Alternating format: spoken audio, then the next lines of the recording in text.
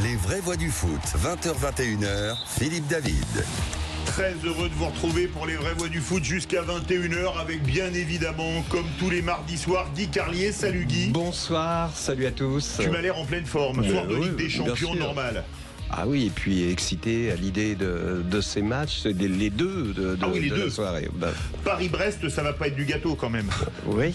Donc là, on démarre très fort. Alors, celle-là m'a été soufflée. Non, celle-là m'a été soufflée par Maxime Serna, notre réalisateur. Non, c'est lui. Et il m'a dit faut que tu la fasses. Donc, je me suis sacrifié à évidemment.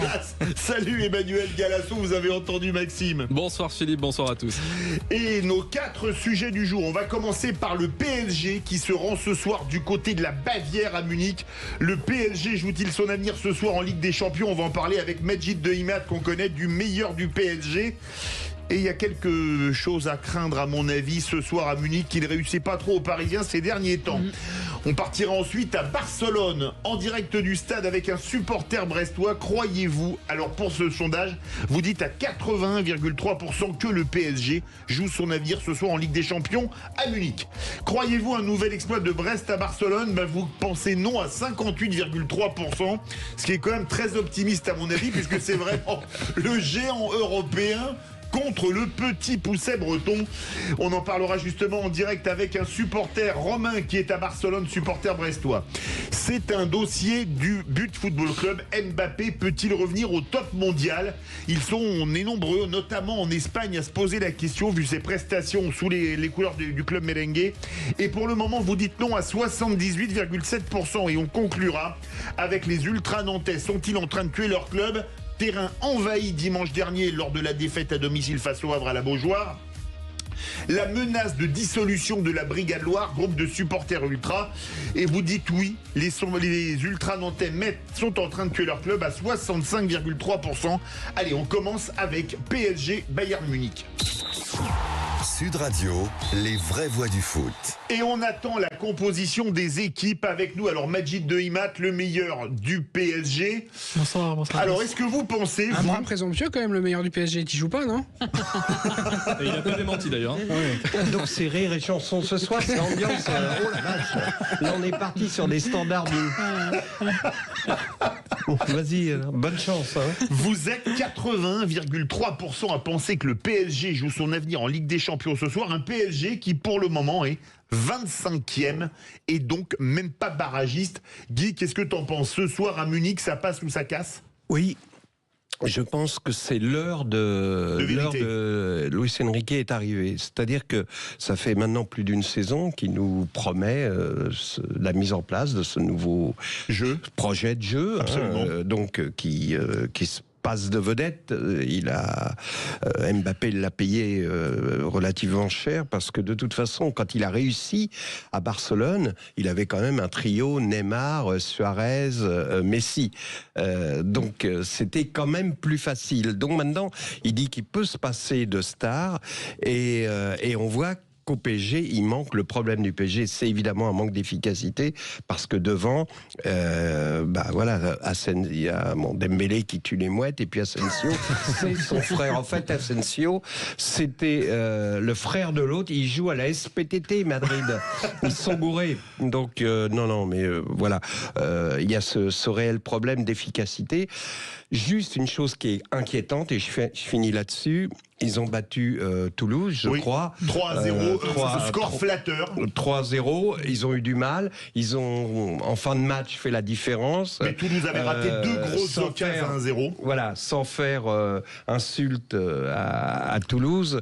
Ce soir, il y aura Kimmich, Musiala, Goretzka au milieu du terrain, Kane, Coman, Olise devant. C'est pas Toulouse. C'est pas Toulouse. Mais s'il est arrivé au bout de son projet, de ses idées, peut-être il mourra avec, mais en tout cas, c'est l'heure. C'est l'heure.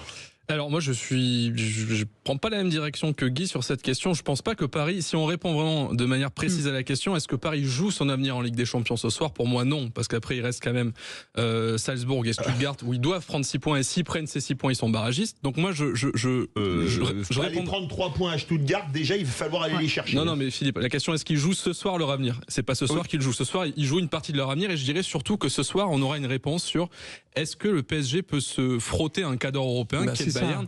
Et surtout, quand Philippe Claire est arrivé, c'est ça. Il faut le préciser quand même. Paris est outsider. Là, le Bayern actuel, même si je parle pas du Bayern Ligue des Champions, leader de la Bundesliga. Voilà, mais comme beaucoup de gros en Ligue des Champions depuis le début du championnat, enfin depuis le début de la compétition, c'est un peu poussif et sur le plan comptable, c'est pas incroyable, mais sur l'impression laissée par cette équipe du Bayern, sur le potentiel collectif, le PSG est clairement outsider. Donc moi, sincèrement, ce serait déjà un très bon résultat qui est match nul ce soir. Et si le PSG perd ce soir, ça confirmera l'idée qu'on a de cette équipe qui fait pas partie du top 8, clairement pas, et encore moins du top 16, top 16 européen.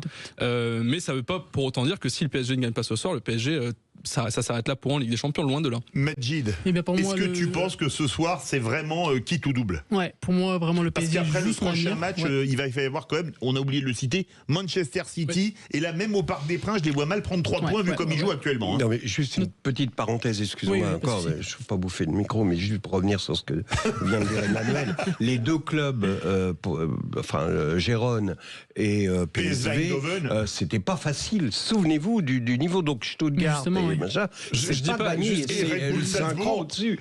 Je bouffe pas le micro comme toi. Après Majid, je te laisserai continuer.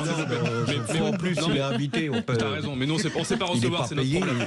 Il est payé ou il est pas payé. Non, mais ce que je veux dire, c'est que si on part du principe que Paris, en perdant ce soir, perd tout espoir de qualification pour la Ligue des Champions, la réponse est non, parce qu'il y a toujours la possibilité d'être barragiste, et tu as raison, il y a eu des contre-performances face à des équipes présumées et prétendues plus faibles, mais ils sur ces matchs-là, Guy, le PSG sera favori, ce qui n'est pas le cas ce soir, c'est juste ce que je précise. Alors Majid, là, il parle plus. On te laisse, Majid. Non, pour moi, vraiment, le PSG joue vraiment son avenir ce soir.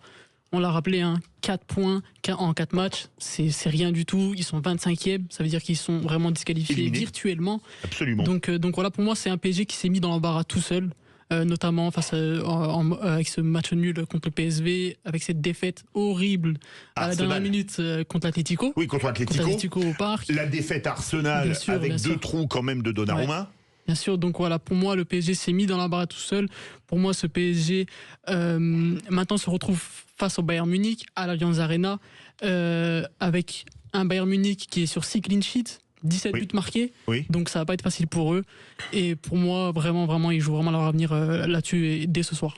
Est-ce que, Guy, la question qui se pose, c'est que les faiblesses montrées par le PSG en Ligue 1 n'explose pas au visage quand tu passes 3 crans au-dessus de la Ligue 1 en Ligue des Champions? Évidemment, c'est une évidence ça, mais paradoxalement, je dis que si le PSG joue son jeu, si Dembélé cadre, s'il n'y a pas une boulette du gardien, non, tu vois ce que je veux dire? Je dirais que c'est presque des faits de jeu. Si on est sur le fond du jeu, PSG où la qualité du jeu, tout ce travail, on ne peut pas imaginer ce qui est fait à l'entraînement.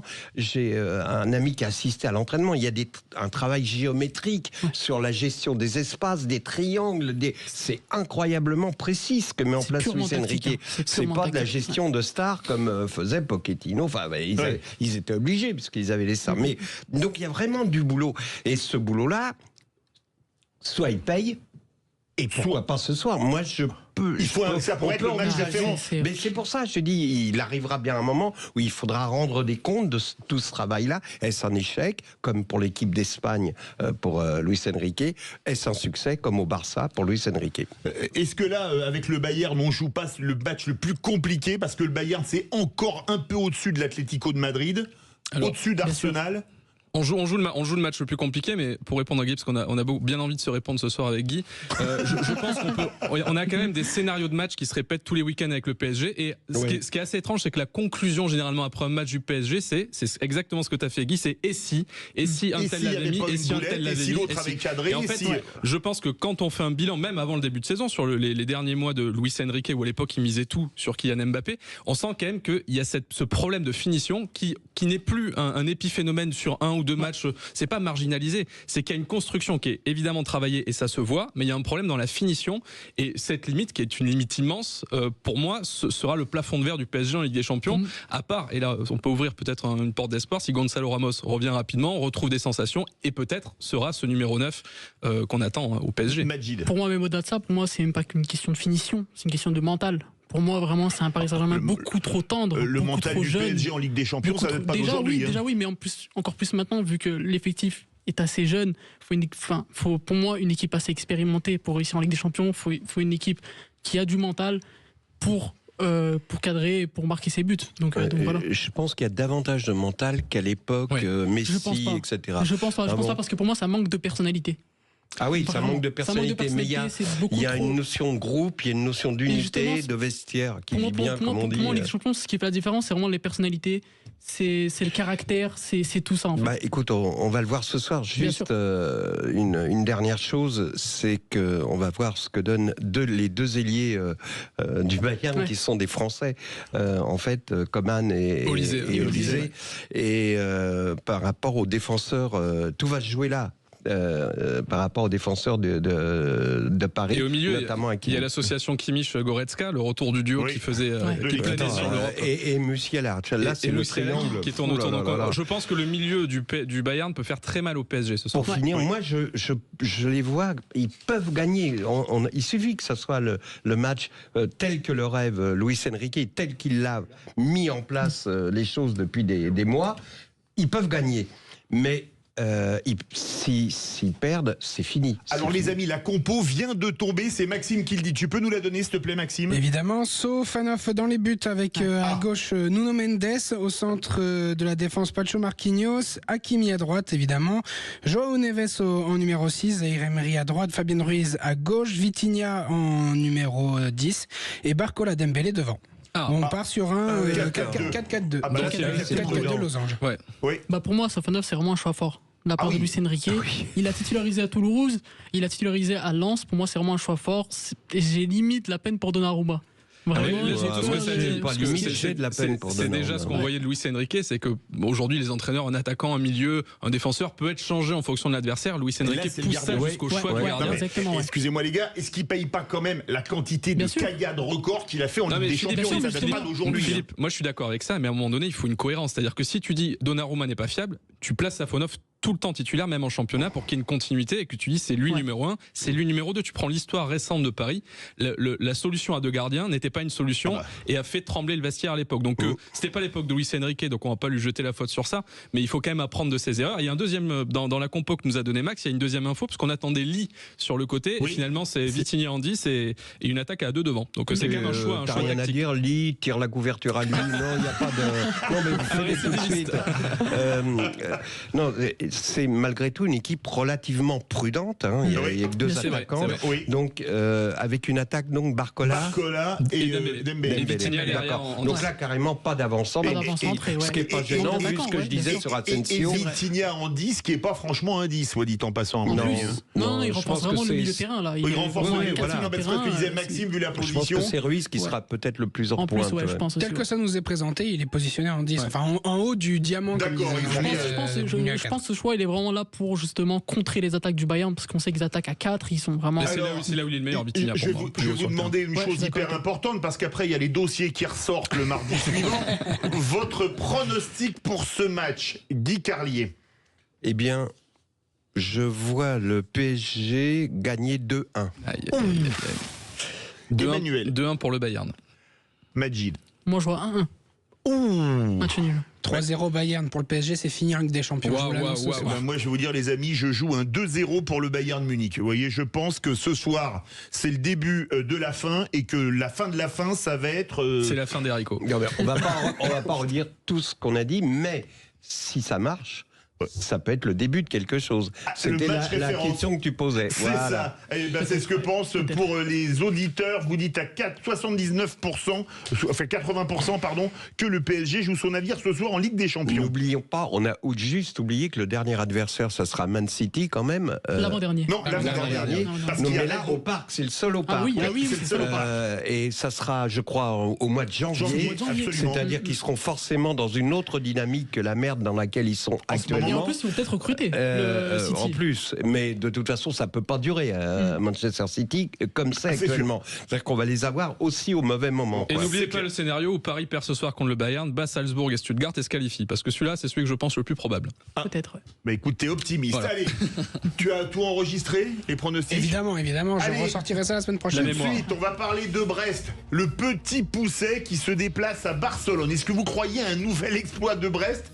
Parce que Brest, ils sont sont 4e de la Ligue des Champions devant l'Inter, Barcelone, Dortmund, Aston Villa. 4 anciens champions d'Europe, ce qui est quand même surréaliste. Et on va prendre la direction du stade de Barcelone. Et bien pour le moment, vous êtes 58% à dire non. Vous ne croyez pas à un nouvel exploit de Brest à Barcelone. Restez bien avec nous sur Sud Radio et venez témoigner au 0826 300 300. Sud Radio. Sud Radio. Retour des vrais voix du foot avec évidemment Guy Carlier, Emmanuel Galasso, Majid de Imat est resté avec nous, Maxime qui lui nous sort les compos de son chapeau comme le maestro, c'est ça? Exactement, si vous voulez, j'ai celle de Brest. Ah si bah ça vous vas-y, intéresse. donne-la nous, ouais, impeccable, elle vient de tomber aussi. Exactement, avec bisous dans les buts, Aïdara, le Cardinal, Chardonnay en capitaine, Lala à droite, Fernandez, Magnetti, Camara au milieu, Sima Doumbia, Ajorc devant. Impeccable, et on va rejoindre Romain, supporter brestois, qui est au stade olympique de Montjuic et qui est en train de passer les contrôles. On va le rappeler après. Alors quand on regarde le classement, les amis, Emmanuel, 1 Liverpool, 2 Sporting, 3 Monaco, on se fait plaisir, un club français, 4 Brest, devant l'Inter, Barcelone, Dortmund, Aston Villa, 4 anciens champions d'Europe à la fin des matchs allés. Déjà, le parcours des Brestois, le contrat, il est rempli. Brest est à sa place, j'ai envie de te dire, Philippe. Non, c'est évidemment une vraie surprise. Voilà, on l'a dit, c'est vrai que les grands d'Europe, là, depuis le début de la compétition, alors on ne sait pas si c'est par fatigue, par usure, parce qu'en plus leurs joueurs généralement cumulent avec les matchs internationaux, mais c'est des débuts un peu poussifs pour beaucoup de cadors. Ou alors est-ce que c'est une stratégie en se disant on a 8 matchs, on voit sur de la gestion. C'est la première année, on rappelle, avec ce modèle de Ligue des Champions, donc faut voir hein, s'il y a une vraie tendance de ce côté-là ou si c'est exceptionnel. En effet, Brest pour l'instant surperforme. Voilà pour le match de ce soir, je pense que voilà, il y a des équipes qui, on va dire, au niveau de Brest, étaient des meilleures équipes, mais n'étaient pas des cadors. Là, ce soir, ils affrontent pour moi la meilleure équipe d'Europe avec Liverpool. Donc c'est plus qu'un test et c'est l'Everest qui se dresse devant eux ce soir. L'Everest et Brest. Guy, Brest, c'est du tonnerre? Oui, bon. Je vais passer mon tour. Non, ce que vous voyez évidemment. pas, ce que vous voyez pas, c'est que Philippe fixe Guy pendant 30 secondes avant et il se dit je vais lui faire. C'est ça qui est dramatique. C'est les stockades. Évidemment, on est tous. Ils nous ont donné beaucoup de bonheur déjà, Brest. Donc, on les remercie. Oui. Là, ils vont se faire plaisir, je dirais. Et je voudrais juste. Je pense qu'ils ont en mémoire leurs dirigeants, leurs entraîneurs leur ont dit, Eric Roy a connu ça, qu'il y a quelques années, il y a exactement 40 ans, presque jour pour jour, Metz, qui avait été battu en Coupe des Coupes à l'époque, hein, c'était pas la Coupe Champions League, en Coupe des Coupes, Metz avait été battu à Saint-Symphorien, 3-1, et ils sont allés gagner 4-2. 4-1. Ils avaient perdu 4-2 à Saint-Symphorien, ils ont gagné 4-1 à Barcelone, avec un triplé de Tony Kurbos qui restera ce nom restera gravé en lettres d'or dans le football français pour l'éternité. Donc pourquoi pas voilà. C'est le bonheur du foot. Alors on va rejoindre Romain qui est au stade olympique de Montjuic. Bonsoir Romain. Bonsoir l'équipe, bonsoir à tous. Salut Romain. Bonsoir. Alors t'as passé les contrôles de sécurité. Dans quel état d'esprit vous êtes là, les Brestois, les Bretons? Parce que voir le stade olympique de Montjuic, c'est quand même un stade un petit peu plus grand que Francis Leblay. On est d'accord? C'est magnifique. Quel effet ça fait? Ou que le Roudourou d'ailleurs pour la Ligue des Champions. Oui, quel effet ça fait d'aller dans un stade de 60 000 places? Non mais c'est magnifique, le stade des JO de 92 est vraiment incroyable. Gracias, señor. Désolé. Contrôle d'identité. Una cerveza, por favor. Donc voilà. Un bocadillo de jamón. El hombre está hablando a la radio francesa, por favor. On a Romain en direct de la buvette, pas du tout en direct de... Ouais, mais non, mais c'est magnifique. Par contre, l'organisation, pour tout vous dire, c'est très tendu ici. Ouais. Oui. Nous, en tant que supporters brestois, on n'a pas compris pourquoi Barcelone avait qualifié ce match à risque. Non, c'est dingue. Alors, du coup, bon bah voilà, alors qu'il n'y a aucune rivalité. C'est suite on est au pas... match du Eleven All-Stars, là, quand ça s'était mal passé. Hein. Oui, bien sûr. Ouais. Ouais, non, mais la sécurité est bien renforcée. Là, pour tout dire, j'ai mis 1h30 pour rien que de passer le barrage de sécurité. Ah oui. Donc non, c'est vraiment le compte-gouttes qui laisse passer 50 personnes par 50 personnes. Alors, est-ce qu'il y a de l'ambiance déjà? Parce que c'est pas le stade le plus chaud qui existe, le Camp Nou, il est très grand, mais c'est pas très chaud. Montjuic. Non mais le Camp Nou déjà, mais Montjuic qui fait moitié moins de place pratiquement. Est-ce qu'il y a une ambiance chaude ou est-ce que les Catalans vous prennent un peu de haut en se disant Brest, c'est le petit, on va leur en mettre 5 et on n'en parle plus? Ah bah écoutez, pour l'instant, le stade se remplit petit à petit. Là, le parcage brestois est en train de se remplir, donc je peux vous dire ça dans 10 minutes quand Vous êtes combien à peu près de supporters romains attendus là, là, ce soir? Plus de 3000. 3000. J'ai vu les défilés dans les rues de Barcelone, vous vous êtes fait plaisir là. Hein. Ah oui, et puis même, je sais pas si vous avez vu le président aussi qui a fêté ça avec les supporters sur la place de Barcelone.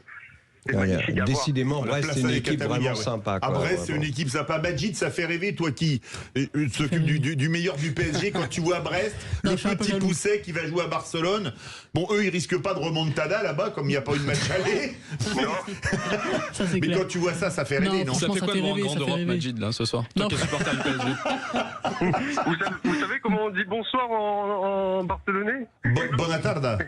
Non, 4-1. Oh Bien joué, Romain. Les gars, est-ce que vous avez imaginé faire un résultat? Déjà un nul, ce serait exceptionnel à Barcelone. Est-ce que vous imaginez, est-ce que vous rêvez entre vous, les supporters, en parlant? Mais franchement, dans l'avion, personne n'en revenait. On était déjà en train de parler de la suite de la compétition. On se voit déjà bien plus haut que ce qu'on l'est aujourd'hui. Donc voilà l'ambiance des supporters, on se voit déjà en 8e quoi. Ah oui, Guy, t'es d'accord avec de toute façon, c'est pas vraiment un rêve, c'est très accessible. C'est très accessible du calendrier. Alors je donne la suite du calendrier. Justement. Ils vont recevoir le PSV Eindhoven donc à Guingamp le 10 décembre. Ensuite, ils iront au Shakhtar sur terrain neutre parce que comme c'est la guerre en Ukraine, ils jouent sur terrain neutre. Et ensuite, un tout petit morceau, le Real Madrid au Roudourou. Mais c'est que du plus. Enfin, il y a deux, c'est pareil. Tu peux prendre 4 points entre le PSV et Shakhtar. Non, franchement, pour moi, le Brest, ils n'ont rien à perdre. Vraiment, ils sont arrivés à un stade où vraiment, c'est que du plus, c'est que du plaisir. Qu'est-ce que tu... Oui, Emmanuel. Oui, non, mais alors si je suis d'accord avec vous, il y a évidemment que ça fait rêver. Brest, ce qui est intéressant, c'est qu'avant chaque match de Brest, avant chaque match de Ligue des Champions, si on nous posait la question, je vais y arriver, on aurait dit bah non, quand même là, c'est une équipe d'un meilleur niveau, ce serait un exploit. Donc à chaque fois, Brest nous a surpris. Moi, je maintiens quand même que ce soir, la marche quand même me paraît extrêmement haute et qu'évidemment un match nul serait un immense exploit pour cette équipe de Brest. Est-ce que le plus grand exploit de Brest depuis le début de cette Ligue des Champions, c'est pas au Roudourou faire match nul contre le Bayer Leverkusen, qui est quand même une très bonne équipe européenne qui a remporté la Bundesliga l'an dernier après avoir été menée au score? Est-ce que c'est pas plus fort que les victoires par exemple contre des clubs autrichiens? Ah bah si. Les clubs autrichiens vraiment, on avait Graz et Salzbourg. On connaissait pas la compétition, on savait pas quel était vraiment leur vrai niveau. Donc on a vraiment adoré ces matchs-là. Là, c'est un peu plus compliqué, ces derniers temps, mais comme tu dis, Philippe, c'est des belles victoires. Quoi. Guy voulait réagir. Oui, je voulais te poser une question. Ils sont pas vraiment au mieux en championnat. Brest, en ce moment, on sent que c'est pas leur meilleure période de la saison. T'es pas un peu inquiet? Si, vous savez à quoi ça me fait penser, moi, Brest, actuellement? Non. Au FC Nantes, il y a 3 ans, quand ils font un très bon parcours en Europa League. Ils sont éliminés par la Juve. Qui est éliminé par la Juventus, oui. Et le championnat, c'est catastrophique. Ils sont sauvés à la dernière seconde, quoi. Tu peux nous chanter... Oui, vas-y. J'ai peur que ça se passe comme ça aussi en championnat, pardon. Alors, je vais t'avouer que Guy et Emmanuel m'ont dit m'ont rappelé que tu avais un très bel organe pour chanter l'hymne du Stade au milieu des supporters catalans. Est-ce que tu peux nous chanter là en direct de l'Estadio Olympique de Montjuic, pays catalan là? Ah bah vas-y, même avec les supporters autour, vas-y. Crée une chorale, vas-y. Sud Radio, vous êtes chaud qu'on fasse un chant pour eux? Ça répond pas.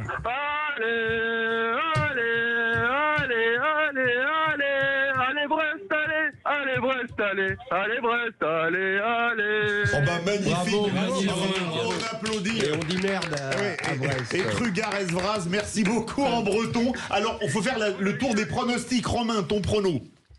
Mon prono idéal, 1-1. Alors là, ouf. Guy? Oui, je vais dire pareil. Par passion, cœur. Par cœur, ouais. 3-0 pour Barcelone. Ouais. Je suis désolé. Majid, 2-0 pour Barcelone, désolé. Maxime. 2-1 Brest, je crois à l'exploit. Ah, c'est fort. Alors moi, pour le cœur, t'es tellement sympa que j'ai envie de dire 1, mais j'ai très peur que Brest prenne très cher. Je vais me faire lyncher, tant pis, je mets 4-0 pour le Barça. Fort, je suis d'accord. Désolé, mais alors, par contre, Romain, je te promets, si Brest vous ramenez un nul ou une victoire, tu viens à Paris, je t'invite dans un très bon resto breton, dans le quartier de Tu Montparnasse, sais il n'y a faire aucun plaisir, problème. Philippe. Et moi, je vous invite tous à boire un godet au tonnerre de Brest. C'est le QG des supporters brestois à Paris. Bah avec plaisir, on va plaisir, faire ça. On ira faire une émission là-bas. Tiens, message lancé à Patrick Roger qui est breton, mais supporter du Stade Rennais. Là, j'ai peut-être un peu cassé l'ambiance pour les supporters brestois. Allez, dans quelques instants, on va parler de Kylian Mbappé et on vous pose cette question. Peut-il revenir au plus haut niveau mondial? Vous dites non à 79% et on va en parler dans quelques instants avec Bastien Aubert qui a fait un papier dessus dans le But Football Club. Restez bien avec nous dans les vraies voix du foot de Sud Radio. Sud Radio. Parlons vrai. Retour des vraies voix du foot. Alors on a parlé Ligue des Champions, les pronostics sont faits, les jeux sont pas encore faits et désormais on va parler de Kylian Mbappé. C'est notre question sur Twitter. Peut-il revenir au top mondial? Pour le moment, vous dites non à 79%. Et nous sommes en compagnie de Bastien Aubert du But Football Club. Salut Bastien. L'info du jour avec butfootballclub.fr. Salut Bastien. Salut à tous. Salut, Bastien. Alors, Salut Bastien. Bonjour Bastien. l'image choc du déclin de Kylian Mbappé, c'est le titre d'un article publié par le But Football Club après la victoire du Real à Leganés 3-0 dans un derby madrilène. Quelle est cette image choc, Bastien?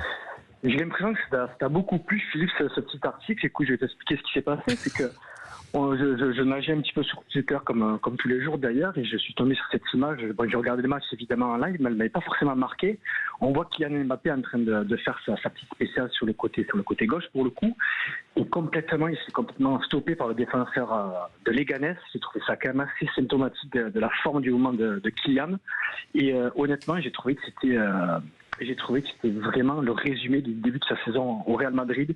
Un joueur complètement éteint qui n'arrive plus à faire de différence, avec un petit moteur et beaucoup d'interrogations effectivement qui rejaillissent par rapport à son état de forme. Donc voilà, c'était un petit peu le résumé du match. Même s'il a marqué un but, je pense qu'il est encore très très très en dessous de son niveau, pour lequel le Real l'a recruté cet été, évidemment. Guy Carlier. Oui, je suis d'accord avec toi sur le fond, c'est-à-dire les difficultés de Mbappé, mais je trouve que c'est injuste sur ce match-là, où justement j'ai trouvé qu'Mbappé retrouvait certains gestes, il reprenait confiance. Le but, on n'en parle même pas parce que c'est plus qu'un caviar, évidemment.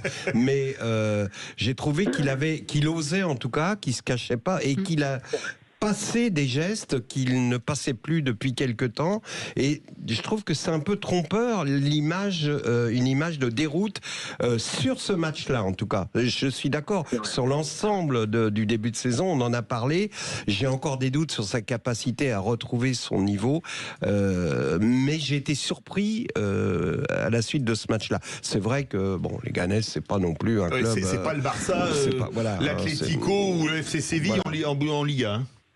Ouais, on peut toujours se prêter à l'interprétation d'images. Je pense qu'on aurait pu sortir aussi beaucoup d'actions et d'images qui font dire l'inverse, à savoir quand Mbappé retrouve de l'explosivité, des déplacements, une attitude qui est beaucoup plus plaisante et qui ressemble plus à un Mbappé qui revient en forme.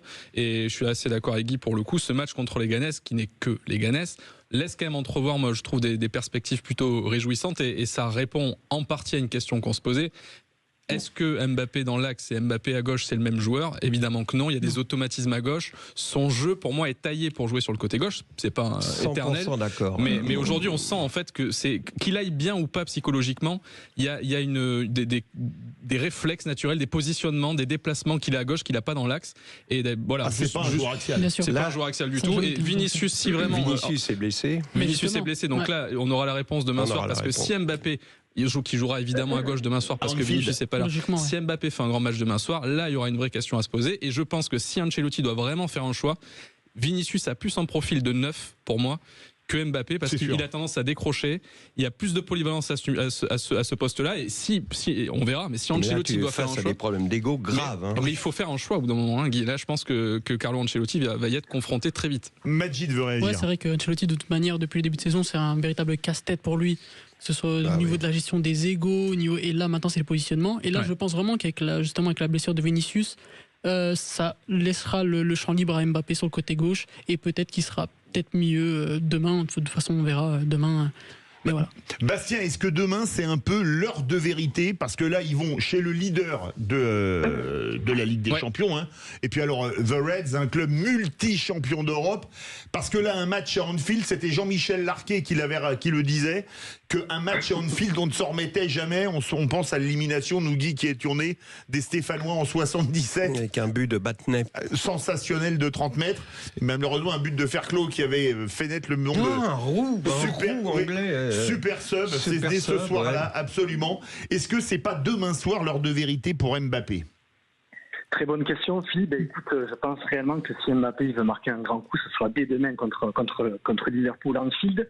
Alors pour résumer un petit peu la situation, parce que je suis assez d'accord avec vous, messieurs, sur la petite image un petit peu sortie du contexte, je pense réellement que Mbappé peut revenir à son niveau, paradoxalement parlant, mais je pense réellement que demain il va falloir qu'il frappe un grand coup. Le fait qu'il soit positionné à gauche est effectivement une très bonne nouvelle pour lui. On sait que Vinicius lui cache un petit peu l'ambiance par rapport à ça, mais pour le coup Vinicius va être blessé minimum 6 matchs, peut-être 7 matchs, donc je pense vraiment que Mbappé doit forcément... Voilà, là il va jouer gros, et pas seulement demain. Il a effectivement 3 semaines pour prouver. C'était la question que je voulais te poser sur le fond. Est-ce que tu penses qu'il peut retrouver, on peut retrouver le Mbappé des grandes années, on va dire?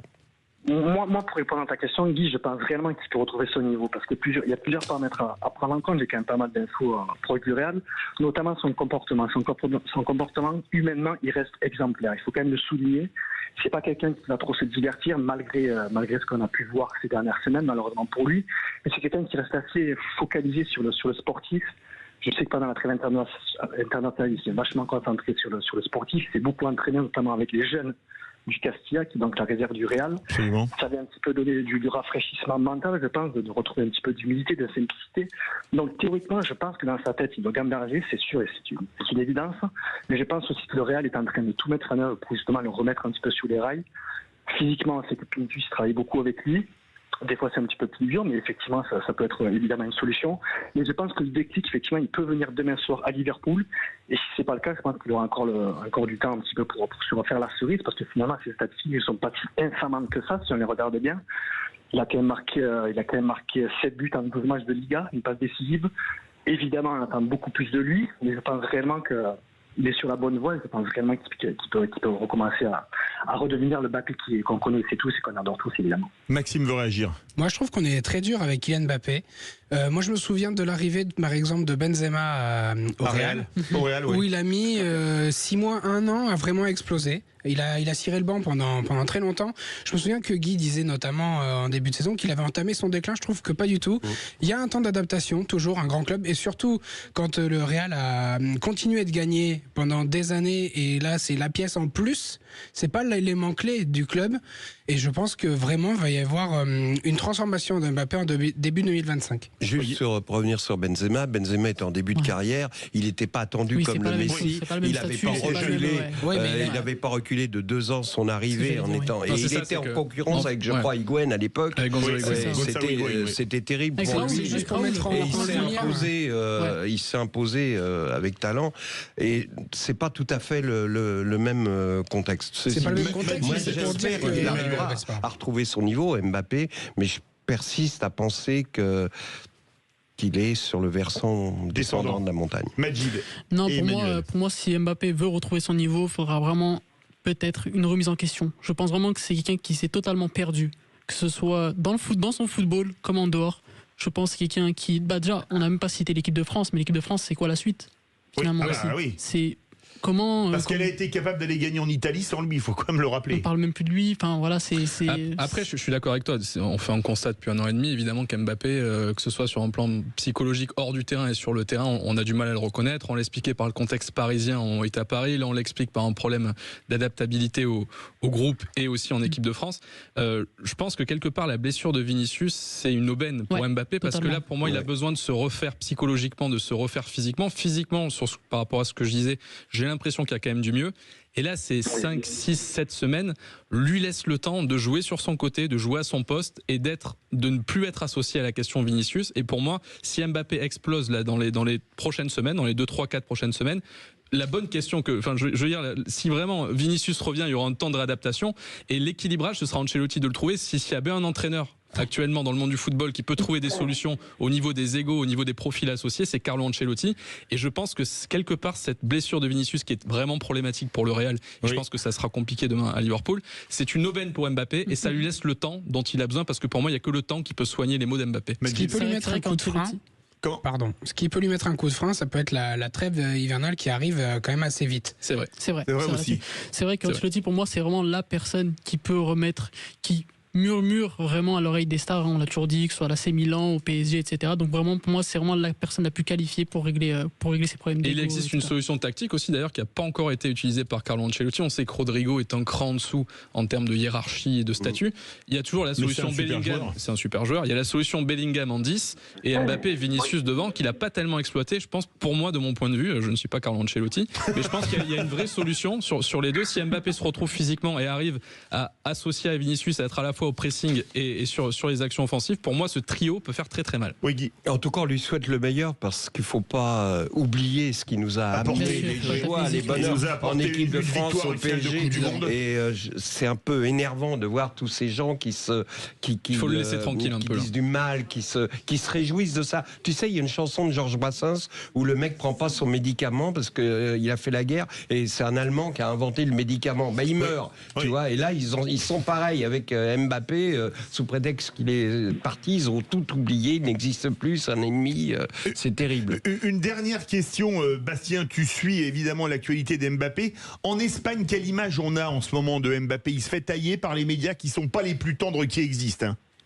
Alors, figure-toi que c'est une très bonne question, j'allais y venir. Effectivement, au début, Mbappé jouissait d'une certaine clémence des médias locaux, et notamment madrilènes, forcément assez marquant, on se renvoyait un petit peu la balle pour justement essayer de noyer un petit peu le poisson.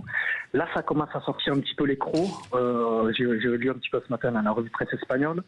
Ils commencent à parler même d'indifférence, tellement qu'ils sont un petit peu agacés par la nonchalance du français. On sait très bien que les statistiques ne plaident pas pour lui, notamment en termes de kilomètres parcourus.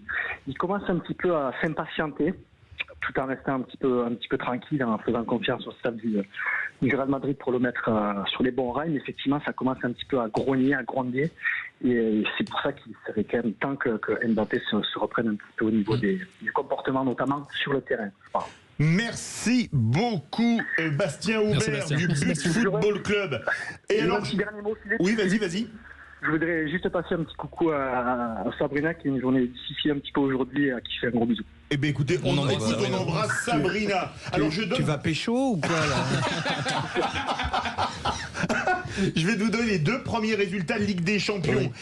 L'Atlético de Madrid a atomisé le Sparta de Prague à Prague 6-0 et l'AC Milan est allé s'imposer 3-2 au Slovan Bratislava. Donc belle remontée de l'Atlético et de l'AC Milan qui prennent tous les deux 3 points. Dans quelques instants, on va retrouver quelqu'un du Boot Football Club, Alexandre Corboz, le rédacteur en chef. On va parler de ce qui se passe à Nantes, qui est vraiment pas brillant quand on voit les événements invasion du terrain et tutti quanti lors du match contre Le Havre à la Beaujoire dimanche dernier. Une menace de dissolution de la Brigade Loire. Alors on les a contactés pour qu'ils interviennent, ils n'ont pas voulu réagir dans les vraies voies du foot, mais on va en parler donc avec Alexandre Corboz. Est-ce que les ultras de Nantes mettent leur club en danger et peuvent tuer leur club? Vous dites oui à 66%. Vous voulez réagir? Le 0826 300 300. Sud Radio, c'est les vraies voix du foot. 20h-21h, Philippe David. Retour des vraies voix du foot avec Guy Carlier, Emmanuel Galasso, Majid Dehimat est avec nous, du meilleur du PSG, Maxime Sénat évidemment. Et vous avez vu les images dimanche soir lors de Nantes-Le Havre, le terrain envahi, et il y a désormais une menace de dissolution de la Brigade Loire, le principal groupe ultra nantais. Et on vous pose cette question, les ultra nantais sont-ils en train de tuer leur club? Vous dites oui à 66%. Avec nous, Alexandre Corboz, rédacteur en chef du But Football Club. Salut Alexandre. Bonsoir à tous. Bonsoir Alexandre. Content d'être avec vous ce soir pour parler du sujet FC Nantes. C'est un club que j'aime beaucoup et que je suis beaucoup. Et tu as beaucoup écrit dessus sur le But Football Club. Alors, oui. On peut dire que là, menace de dissolution par le ministre de l'Intérieur, c'est pas arrivé très souvent dans les clubs ultra. Alors on en a eu au PSG à l'époque, évidemment. Cette histoire, elle est en train vraiment de tourner au vinaigre à Nantes, Alexandre. Alors Nantes, ça fait quand même plus d'une quinzaine d'années que c'est comme ça en termes d'ambiance. 17 ans. 17 ans, oui, quasiment depuis le début de l'ère Kita, depuis qu'il a fini tête contre tête face à un ultra du FC Nantes. Depuis, il y a ce clivage et ça explose à chaque fois que les résultats sont mauvais. Je rappelle juste, il y a quelques années, ça avait déjà été très chaud en tribune à Nantes. Ils étaient quand même montés jusqu'en tribune présidentielle en passant par les coursives sur un match face à Toulouse où ils étaient relégables. Et là, ça avait aussi été très chaud. Mais aujourd'hui, c'est vrai que parler d'une dissolution, c'est vraiment la première fois que ça arrive à Nantes. Et ça tient aussi du fait que aujourd'hui, le ministère est beaucoup plus sur les dents, compte tenu de la recrudescence des incidents en tribune, pardon. Et du coup, forcément, Nantes, où c'est monnaie courante, le fameux contexte nantais. On parle souvent du contexte marseillais, mais le contexte nantais, il est pas mal non plus là-dessus. Donc voilà. Emmanuel Galasso veut réagir. Sortie politique de notre ministre de l'Intérieur. On a l'habitude, généralement, quand il y a des faits autour du foot qui sont dramatiques, comme ce que ça a été le cas là. Moi, je pense qu'on est plus sur de la com politique. Il n'y aura pas vraiment d'acte derrière. Et je suis, pour tout te dire, Philippe, pour tout vous dire, contre la dissolution de la Brigade Loire. C'est pas en changeant la devanture de la boutique qu'on change ceux qui sont derrière. Donc, je pense qu'il faut surtout s'en prendre aux hommes. On sait qu'ils sont 70 ou 80 là, qui ont été identifiés. Ultra violents, c'est le cas de le dire. Faut juste les interdire de stade à un moment donné. Moi, je pense qu'il faut être exemplaire. Il faut leur dire stop. Expliquer aux autres qui sont autour, parce que je pense qu'il y en a qui étaient tentés de descendre, qui n'ont pas eu le temps de le faire, qu'aujourd'hui, si tu descends sur une pelouse, t'es interdit de stade. Parce que si tu dissous aujourd'hui, si tu dissous la Brigade Loire, qu'est-ce qui va se passer? Ils vont se rebaptiser autrement. Ils vont changer les têtes, ils vont changer les représentants, ils vont changer le nom, et c'est tout ce qui va se passer. Je pense que il y a aucune solution, il y a aucune idée derrière. C'est une réponse politique, un petit peu, un petit coup de com'. Mais il faut surtout s'en prendre aux hommes, et c'est ça qui est essentiel pour moi si on veut éradiquer vraiment ces comportements d'ultra. Ça, c'est vrai. 100% d'accord. La dissolution de groupuscules ou de groupes politiques par les gouvernements a toujours été une opération de com. On sait bien, on l'a vu sur les ordres nouveaux, enfin les Occidents, etc. À chaque fois, le truc se recrée, l'hydre se reforme, et donc là, il y aura au lieu de la patrouille Loire, au lieu de la, tu vois, enfin, je sais pas.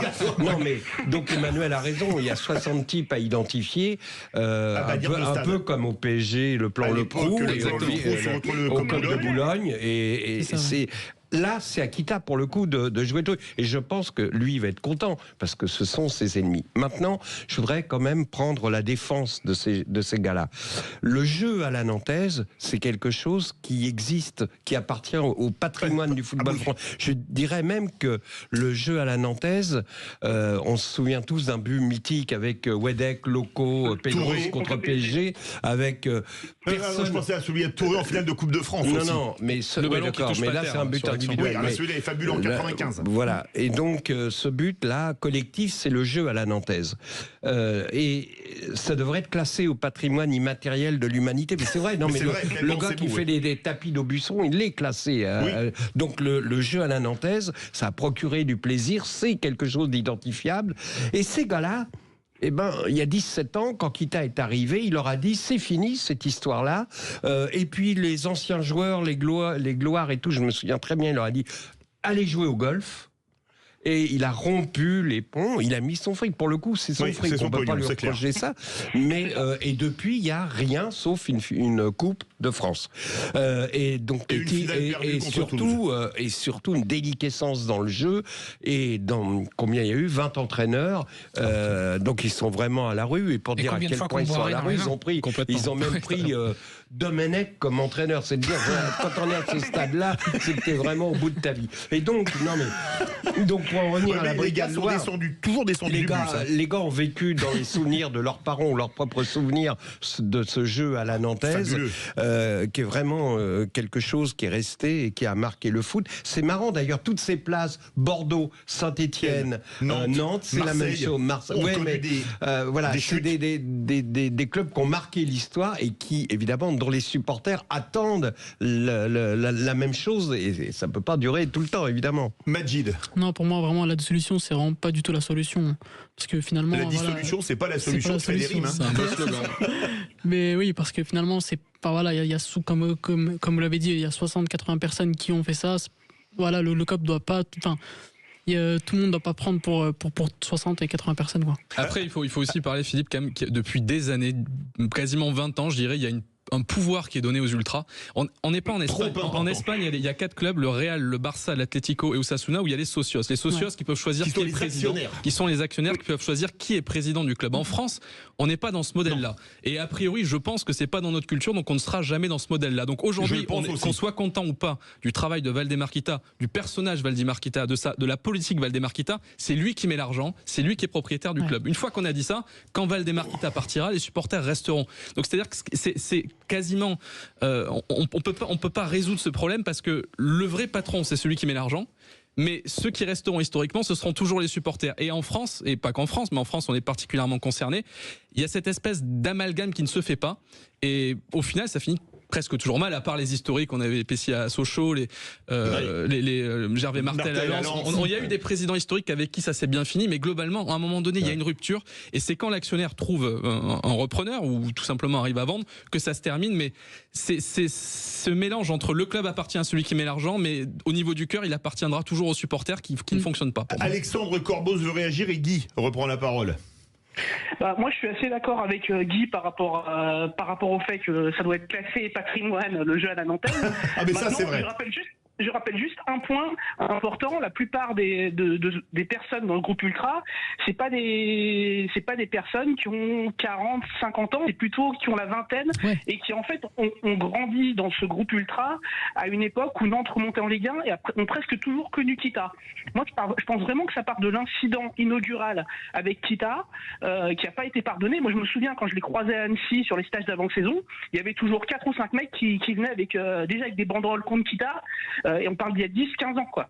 Et il était là tout le temps. Et je me demandais pourquoi il se déplaçait, parce qu'il était quand même de Nantes à Annecy. Il faut quand même traverser la France. il était là quand même pour insulter Kita. Donc, à un moment donné... Il regardait pas le prix du carburant et des péages. Ces gens-là, le club les connaît. Le club a aussi essayé de les sanctionner. Ils ont eu plusieurs super gendarmes. Il y a eu David Amaré. Là, ils viennent de mettre l'ancien joueur d'Angers, d'ailleurs, au poste de directeur de la sécurité. En fait, à chaque fois, ils tentent de nommer des super flics pour gérer la situation, mais elle leur échappe complètement au FC Nantes. Et je pense qu'eux, ils verraient d'un bon oeil la dissolution, justement. Mais c'est vrai qu'au niveau de l'ambiance, on perdrait une des meilleures ambiances de France, clairement. Donc, tu as raison, Alexandre, sur ce problème de l'âge. Ça rejoint ce que disait Emmanuel. Il y a maintenant, j'ai l'impression que dans les ultras, les types prennent la parole. Bien tu sûr. vois, c'est des gars qui ont un peu raté le truc, qui sont aigris et tout. J'ai en souvenir une scène à Lyon où bien le sûr. gars, c'est honteux ce qu'il fait aux joueurs. C'est un père et son fils, pourquoi quasiment, tu parles, etc. La façon dont il s'adresse aux joueurs, il y a un manque de respect. Et puis le gars se donne un pouvoir, une puissance. Tout d'un coup, le gars, il est là avec son short, son maillot trop court, le ventre qui déborde et tout, mais il est là à avoir un pouvoir qu'il n'a pas dans sa vie. C'est son problème, c'est un problème psychologique, mais qu'il le résolve ailleurs que dans un stade à provoquer des incidents comme ça s'est passé le week-end dernier. On lui laisse la place d'occuper ce rôle-là, et parce que les présidents achètent la paix sociale en laissant les tribunes, en laissant. Mais tu le vois, il laisse le pouvoir à ces personnes, et on a quand même des situations à Nantes. Donc là, pendant le match, où quand les supporters voulaient se mettre à chanter, les capots ultra menaçaient ceux qui voulaient chanter de ne plus chanter. Donc là, on arrive à un point quand même. C'est délirant. C'est délirant. Alors, ça se passe, quoi. Quand on lit le but Football Club, Alexandre, il est écrit que le retrait de points ne peut être exclu et que le club doit craindre avec plus de certitude des huis clos et une forte amende. Est-ce que quand on regarde... Oui. Ouais. Déjà, ce qu'on peut dire, ce qui est une quasi-certitude, c'est que mercredi, il va y avoir une première décision, ça va être le huis clos à titre conservatoire. Ils vont pas prendre de risque de faire jouer le match Nantes-Rennes, qui est le prochain à domicile, avec la Brigade Loire. C'est terrible parce que c'est un derby. Alors là, pour l'image de la Ligue 1, c'est une catastrophe. On a un des meilleurs derbys de France. Pas le meilleur, parce que le meilleur, il est à Lyon-Saint-Etienne, tout le monde le sait. Mais ce derby-là, il est quand même assez exceptionnel au niveau de l'ambiance, et on l'aura peut-être à huis clos. Ce qui est dingue. Pour les images, Tire une balle dans le pied. Pour les 500 000 abonnés d'Azone, c'est catastrophique. Non, mais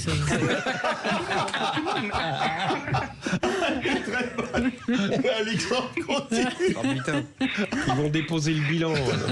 Entre Domenech et DAZN, les mecs vous lâchez ce soir. Continue Alexandre. Ah là là. Ou Majid, tu veux réagir? Non, pour moi, vraiment, comme.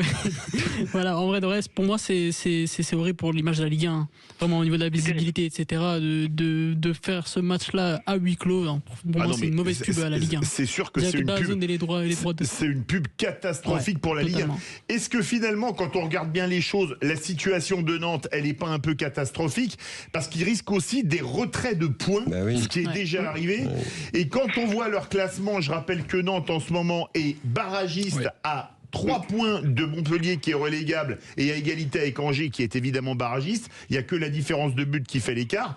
Est-ce qu'il n'y a pas de quoi être très inquiet pour la suite des événements, Alexandre? Si, clairement, parce que là, le FC Nantes, ça fait quand même plusieurs matchs maintenant, je crois 7 matchs d'affilée qu'ils n'ont pas gagné. Il y a une série de défaites. En plus, l'enchaînement de matchs qui vient, c'est le PSG au Parc pour après enchaîner avec Rennes et Brest, donc 2 derbys pour finir l'année. On peut craindre pour Nantes. S'ils perdent des points, le retrait de points, c'est tout à fait possible.